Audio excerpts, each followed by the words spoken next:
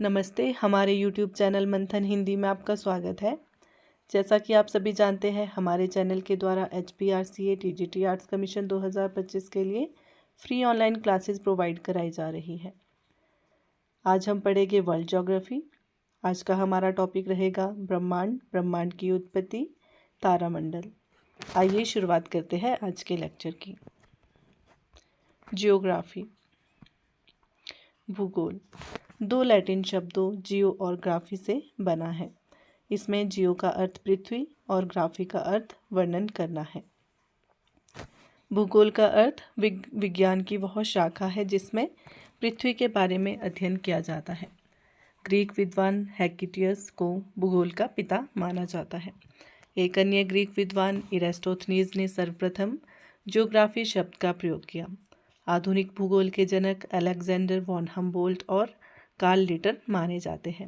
आधुनिक भूगोल के जनक किसे माना जाता है? अलेक्जेंडर वॉन हम्बोल्ट और कार्ल लिटर को। फादर ऑफ ज्योग्राफी किसे माना गया है? हिकेटियस को। और इनकी एक बुक है जज पीरियड्स। ध्यान में रखना है, कौन सी बुक है इनकी? जज पीरियड्स। वह ब्रह्मांड, सूक्ष्मतम अणुओं से लेकर महाकाय आकाश गंगाओं तक के सम्मिलित स्वरूप को ब्रह्मांड कहा जाता है। किसे कहा जाता है ब्रह्मांड? सूक्ष्मतम अणुओं से लेकर महाकाय आकाश गंगा तक के सम्मिलित स्वरूप को ब्रह्मांड कहा जाता है। हमारी पृथ्वी इन्हीं असंख्य आकाश गंगाओं में से एक दुग्ध मेखला जिसे मिल्की वे नामक आकाश गंगा में स्थित है। पृथ्वी किस में स्थित है? कौन सी आकाश गंगा में स्थित है? दुग्ध मेखला मिल्की वे नामक आकाश गंगा में। ब्रह्मांड से संबंधित कुछ अवधारणाएं। क्लॉडियस टॉल्मी, जियोसेंट्रिक कॉन्सेप्ट दिया है इन्होंने। किसने? क्लॉडियस टॉल्मी ने दिया है जियोसेंट्रिक कॉन्सेप्ट। पृथ्वी ब्रह्मांड के केंद्र में है। क्या कहा है इन्होंने? जो पृथ्वी है वो ब्रह्मांड के केंद्र में है तथा सूर्य व अन्य ग्रह इसकी परिक्रमा करते हैं। एक अन्य विद्वान है निकोलस कॉपरनिकस। इन्होंने कौन सा कॉन्सेप्ट दिया है? इन्होंने दिया है हीलियोसेंट्रिक कॉन्सेप्ट। हीलियोसेंट्रिक कॉन्सेप्ट दिया है निकोलस कॉपरनिकस ने। इन्होंने कहा है ब्रह्मांड के केंद्र में सूर्य स्थित है। इस सिद्धांत के अनुसार दैनिक गति में पृथ्वी अपने अक्ष पर तथा वार्षिक गति में सूर्य के चारों ओर परिक्रमा करती है।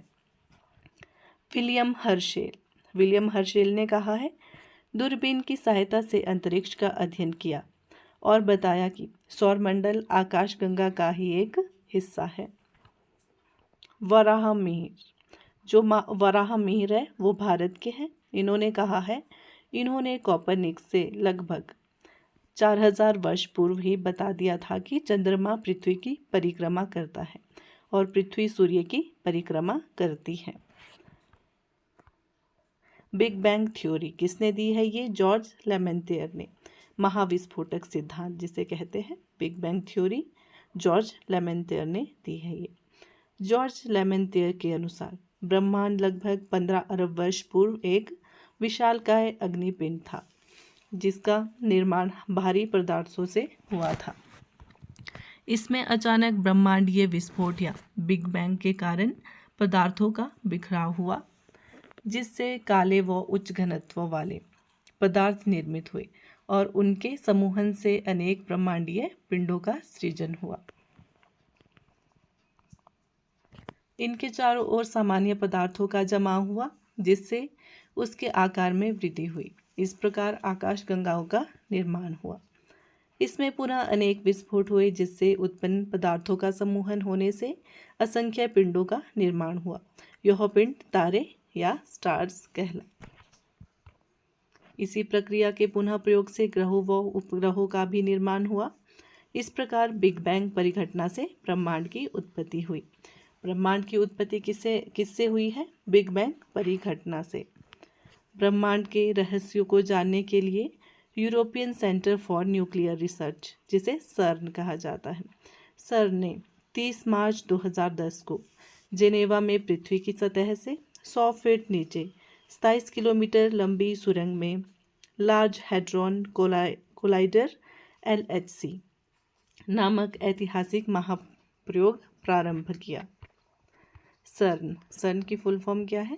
European centre for nuclear research. इसकी स्थापना हुई है 29 सितंबर 1954 में। कहाँ स्थित है ये? जेनेवा में स्थित है।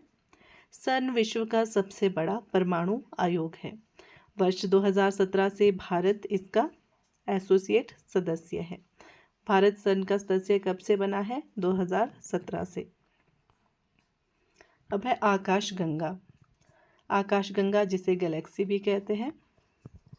आकाशगंगा तारों का एक विशाल पुंज है।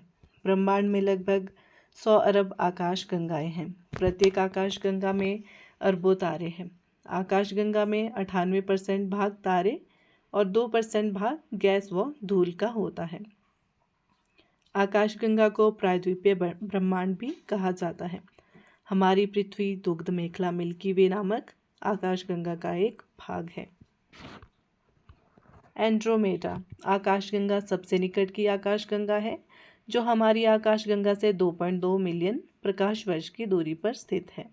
मिल्की वे एवं एंड्रोमेडा सर्पिलाकार की आकाशगंगा है। आर्यन नेबुला हमारी आकाशगंगा के सबसे शीतल और चमकीले तारों का समूह है। हमारी आकाशगंगा का व्यास 1 लाख प्रकाश वर्ष है। सूर्य हमारी आकाशगंगा का एक तारा है। प्लेनेमस सौर मंडल से बाहर एक जैसे दिखने वाले जुड़वा पिंडों का एक समूह है। साइरस क्या है? रात्रि में दिखाई पड़ने वाला सर्वाधिक चमकीला तारा। यह डॉग स्टार भी कहलाता है। प्रॉक्सिमा सेंचुरी सूर्य का निकटतम तारा है। यह सूर्य से 4.3 प्रकाश वर्ष दूर है। गैलीलियो ने 1609 ईस्वी में पहली बार दूरबीन का प्रयोग करते हुए रात में अंतरिक्ष का अध्ययन किया। उन्होंने ऐसे तारों की पहचान की जिन्हें नंगी आंखों से नहीं देखा जा सकता है। अब बात करते हैं तारामंडल। तारामंडल क्या होता है? तारों का समूह जो विभिन्न आकृतियों में व्यवस्थित होता है तारामंडल कहलाता है। सबसे बड़ा तारामंडल सेंटोरस है। कौन सा है सबसे बड़ा तारामंडल? सेंटोरस। कुछ खगोलीय पिंडों का अपना प्रकाश एवं ऊष्मा होती है। इन्हें तारे कहते हैं। ये वस्तु तो हाइड्रोजन व हीलियम गैसों के बहुत बड़े गर्म पिंड होते हैं। सूर्य भी एक तारा है। जब तारा धीरे धीरे ठंडा होकर लाल रंग का दिखने लगता है तो उसे लाल दानव तारा या रक्त दानव कहा जाता है। यदि किसी तारे का द्रव्यमान सौर द्रव्यमान से कम अथवा बराबर है तो वह लाल दानव से श्वेत वामन और अंततः काला वामन में परिवर्तित हो जाता है। यदि किसी तारे का द्रव्यमान सौर द्रव्यमान से अधिक हो तो द्रव्यमान के अनुरूप सुपरनोवा विस्फोट के बाद वह तारा न्यूट्रॉन तारा अथवा ब्लैक होल्स में रूपांतरित हो जाता है। न्यूट्रॉन तारे को पल्सर भी कहा जाता है। नासा ने अब तक पहचाने गए सबसे पुराने तारे की खोज की है, जिसे केपलर 444 नाम दिया गया।